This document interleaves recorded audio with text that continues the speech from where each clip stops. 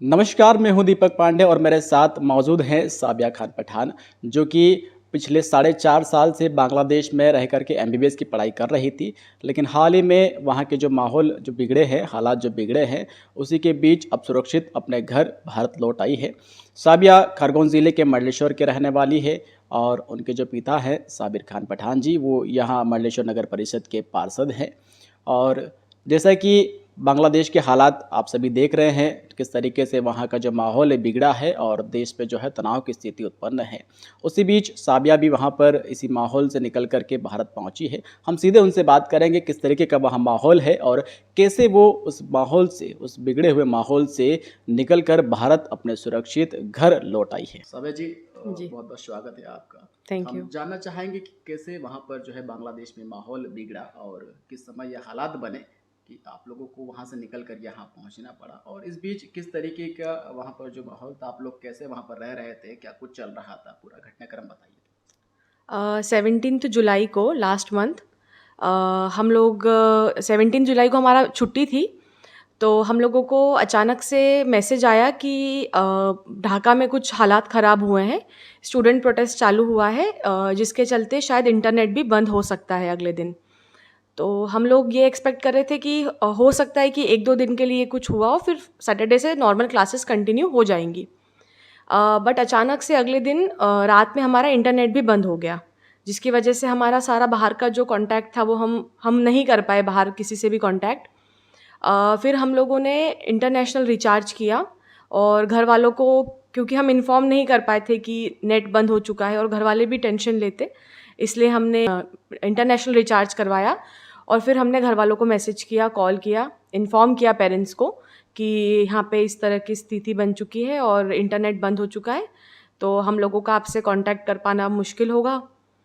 तो पेरेंट्स भी थोड़ा टेंशन में आ चुके थे उस वक्त। तो फिर हम लोगों ने, जो हमारे बांग्लादेशी फ्रेंड्स थे जो ढाका में रहते थे, उनसे हम नॉर्मल कॉल पे पूछते रहते थे कि क्या सिचुएशन है, क्या स्थिति है, कब से कॉलेज खुल सकता है।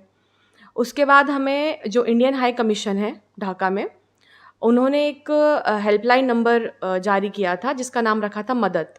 तो उस नंबर पे कोई भी इंडियन स्टूडेंट जो बांग्लादेश में है, वो किसी भी तरीके का, अगर उनको कोई प्रॉब्लम है, कोई क्वेश्चन है, कुछ है, तो वो मदद हेल्पलाइन पे फ़ोन करके और उनसे बात कर सकते थे। तो जिस समय जो माहौल बिगड़ा, उस समय आप लोग कहाँ पर थे, क्या स्थिति में थे, और जिस जगह ये माहौल की तनाव की स्थिति बनी, वहाँ से आपकी डिस्टेंस कितनी थी? अ, तनाव की स्थिति पहले ढाका में बनी, जहाँ से मैं 50 किलोमीटर दूर रहती हूँ।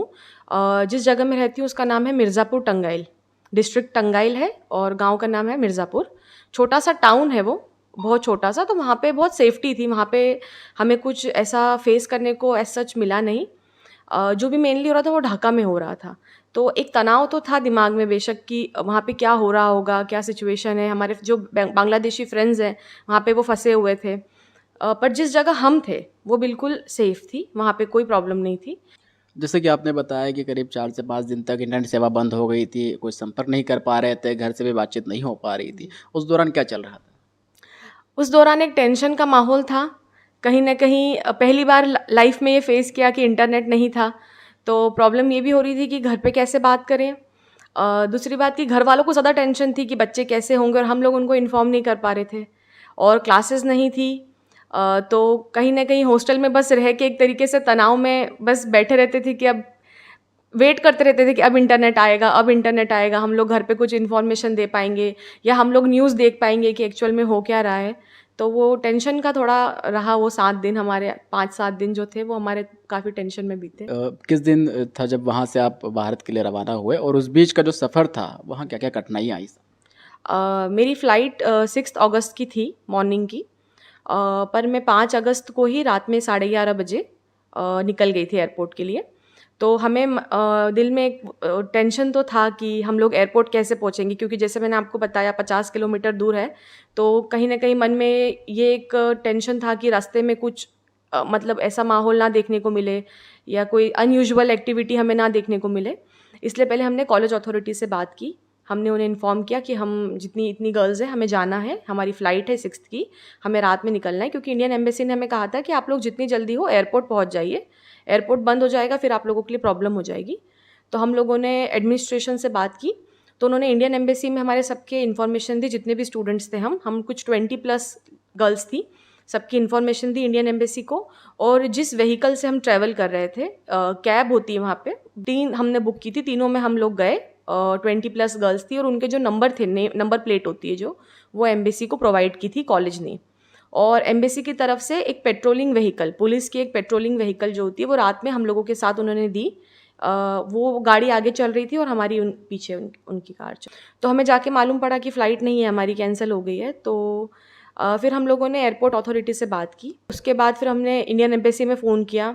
वहाँ से हमने बात की कि हम लोग इतने स्टूडेंट्स हैं, हम लोग यहाँ पे एयरपोर्ट पे हैं, अब हम वापस जाने की स्थिति में भी नहीं है। तो हम रात भर वही हमारा स्ट्रगल एक चलता रहा कि हम लोगों को जाना है। तो फिर बहुत कोशिशों के बाद, बहुत रिक्वेस्ट की, इंडियन एम्बेसी ने काफ़ी हेल्प की।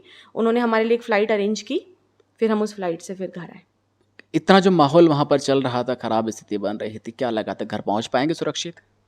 कहीं न कहीं होप तो था कि पहुँच जाएँगे, क्योंकि इंडियन एम्बेसी ने जिस तरीके से सपोर्ट प्रोवाइड किया, उससे लग रहा था कि हाँ, हम घर तो सुरक्षित पहुँच जाएँगे।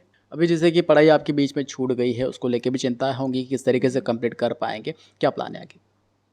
चिंता तो बिल्कुल है, क्योंकि हम लोग चाह रहे थे कि जल्द से जल्द हमारा कोर्स कंप्लीट हो दिसंबर में और हम लोग ख़त्म करके वापस एक बार में घर आएँ। पर ये एक्सपेक्टेड नहीं था, किसी को भी ये सिचुएशन एक्सपेक्टेड नहीं थी।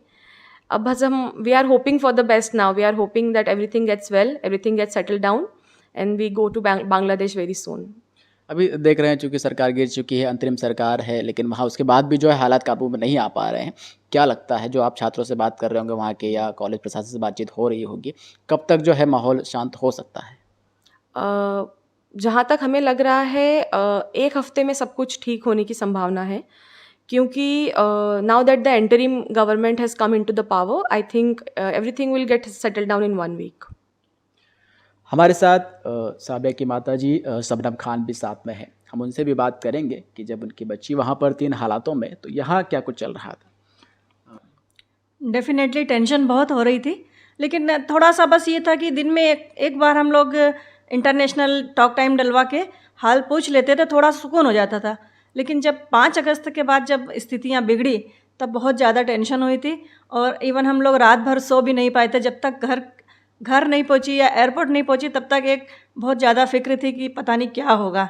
और उसके ऊपर सबसे बड़ा टेंशन था कि बात नहीं हो पा रही थी, तो ज़्यादा चिंता हो रही थी। तो ये थी शबनम जी खान, जो कि साबिया की माताजी हैं, और साबिया जी हमारे साथ मौजूद। जैसा आपने अभी सुना, साबिया जी ने जो बताया है किस तरीके से वहाँ बांग्लादेश का जो माहौल बिगड़ा, लेकिन उसके बावजूद जो है भारत सरकार और जो है उच्चायोग की मदद से वो सुरक्षित अपने घर परिवार के साथ आ गई है और मिल चुकी है। और हाल ही में बता रहे हैं कि हफ्ते भर में वहाँ के हालात जो है अब ठीक ठाक हो सकते हैं, क्योंकि उनकी लगातार बातचीत चल रही है वहाँ पर, और जैसे ही हालात ठीक होते हैं वो वापस अपनी पढ़ाई को पूरी करने के लिए जाएंगे। दीपक पांडे, लोकल 18, खरगोन।